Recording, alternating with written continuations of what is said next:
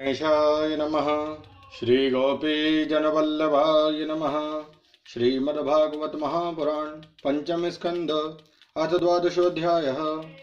रघुगण का प्रश्न और भरत जी का समाधान। राजा रघुगण ने कहा, भगवान मैं आपको नमस्कार करता हूँ। आपने जगत का उद्धार करने के लिए ही यह देह धारण की है। योगेश्वर, अपने परमानंदमय स्वरूप का अनुभव करके आप इस स्थूल शरीर से उदासीन हो गए हैं तथा एक जड़ ब्राह्मण के वेश से अपने नित्य ज्ञानमय स्वरूप को जन साधारण की दृष्टि से ओझल किए हुए हैं। मैं आपको बार बार नमस्कार करता हूँ। ब्राह्मण, जिस प्रकार ज्वर से पीड़ित रोगी के लिए मीठी औषधि और धूप से तपे हुए पुरुष के लिए शीतल जल अमृत तुल्य होता है, उसी प्रकार मेरे लिए, जिसकी विवेक बुद्धि को देहाभिमान रूप विषय सर्प ने डस लिया है, आपके वचन अमृत में औषधि के समान हैं। देव, मैं आपसे अपने संशयों की निवृत्ति तो पीछे कराऊंगा। पहले तो इस समय आपने जो अध्यात्म योग में उपदेश दिया है उसी को सरल करके समझाइए। उसे समझने की मुझे बड़ी उत्कंठा है। योगेश्वर, आपने जो ये कहा कि भार उठाने की क्रिया तथा उससे जो श्रम रूप फल होता है, वे दोनों ही प्रत्यक्ष होने पर भी केवल व्यवहार मूल ही है, वास्तव में सत्य नहीं है। वे तत्व विचार के सामने कुछ भी नहीं ठहरते। सो इस विषय में मेरा मन चक्कर खा रहा है। आपके इस कथन का मर्म मेरी समझ में नहीं आ रहा है। जड़ भरत ने कहा, पृथ्वीपते, ये देह पृथ्वी का विकार है। पाषाण आदि से इसका क्या भेद है? जब यह किसी कारण से पृथ्वी पर चलने लगता है तब इसके भारवाही आदि नाम पड़ जाते हैं। इसके दो चरण हैं, उनके ऊपर क्रमशः टखने, पिंडली, घुटने, जांग, कमर, वक्षस्थल, गर्दन और कंधे आदि अंग हैं। कंधों पर ऊपर लकड़ी की पालकी रखी हुई है, उसमें भी सोवीर राज नाम का एक पार्थिव विकार ही है, जिसमें आत्मबुद्धि रूप अभिमान करने से मैं सिंधु देश का राजा हूँ, इस प्रबल मद से अंधे हो रहे हो। किंतु इसी से तुम्हारी कोई श्रेष्ठता सिद्ध नहीं होती। वास्तव में तो तुम बड़े क्रूर और धृष्ट ही हो। तुमने इन बेचारे दीन दुखिया कहारों को वेगार में पकड़कर पालकी में जोत रखा है और फिर महापुरुषों की सभा में बढ़कर बातें बनाते हो कि मैं लोगों की रक्षा करने वाला हूँ। ये तुम्हें शोभा नहीं देता।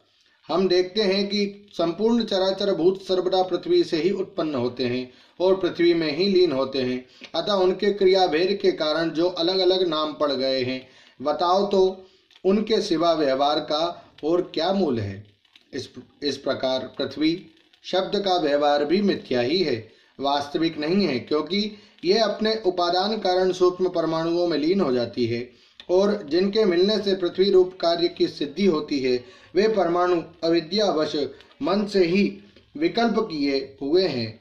वास्तव में उनकी भी सत्ता नहीं है। इसी प्रकार और भी जो कुछ पतला मोटा छोटा बड़ा कार्य कारण तथा चेतन और अचेतन आदि गुणों से युक्त द्वैत प्रपंच है, उसे भी द्रव्य, स्वभाव, आशय, काल और कर्म आदि नामों वाली भगवान की माया का ही कार्य समझो। विशुद्ध परमार्थ रूप अद्वितीय तथा भीतर बाहर के वेद से रहित परिपूर्ण ज्ञान ही सत्य वस्तु है। वह सर्वांतर्यवर्ती और सर्वथा निर्विकार है। उसी का नाम भगवान है और उसी को पंडित जन वासुदेव कहते हैं। रघुगण, महापुरुषों के चरणों की धूलि से अपने को नहलाए बिना केवल तप, यज्ञादि वैदिक कर्म, अन्नादि के दान, अतिथि सेवा, दीन सेवा आदि गृहस्थोचित धर्मानुष्ठान, वेदाध्ययन अथवा जल, अग्नि या सूर्य की उपासना आदि किसी भी साधन से यह परमात्म ज्ञान प्राप्त नहीं हो सकता। इसका कारण यह है कि महापुरुषों के समाज में सदा पवित्र कीर्ति श्री हरि के गुणों की चर्चा होती रहती है, जिससे विषय वार्ता तो पास ही नहीं पटकने पाती।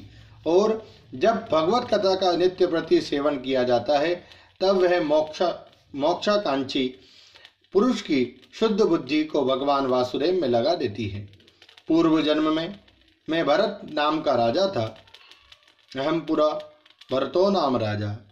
मैं पूर्व जन्म में भरत नाम का राजा था। ऐहिक और पारलौकिक दोनों प्रकार की विषयों से विरक्त होकर भगवान की आराधना में ही लगा रहता था। तो भी एक मृग में आसक्ति हो जाने से मुझे परमार्थ से भ्रष्ट होकर अगले जन्म में मृग बनना पड़ा। किंतु भगवान श्री कृष्ण की आराधना के प्रभाव से उस मृग योनि में भी मेरी पूर्व जन्म की स्मृति लुप्त नहीं हुई। इसी से अब मैं जन संसर्ग से डरकर सर्वदा असंग भाव से गुप्त रूप से ही विचरता रहता हूँ। सारांश ये है कि विरक्त महापुरुषों के सत्संग से प्राप्त ज्ञान रूप खड्ग के द्वारा मनुष्य को इस लोक में ही अपने मोह बंधन को काट डालना चाहिए। फिर श्रीहरि की लीलाओं के कथन और श्रवण से भगवत स्मृति बनी रहने के कारण वे सुगमता से ही संसार मार्ग को पार करके भगवान को प्राप्त कर सकता है। ओम नमो भगवते वासुदेवाय। श्रीमद्भागवते महापुराणे पारमहंस्यां संहितायां पंचम स्कंधे ब्राह्मण रघुगण संवादे द्वादशोऽध्यायः। श्री राधा कृष्णार्पणमस्तु। हरे नमः हरे नमः हरे नमः। जय श्री राधे।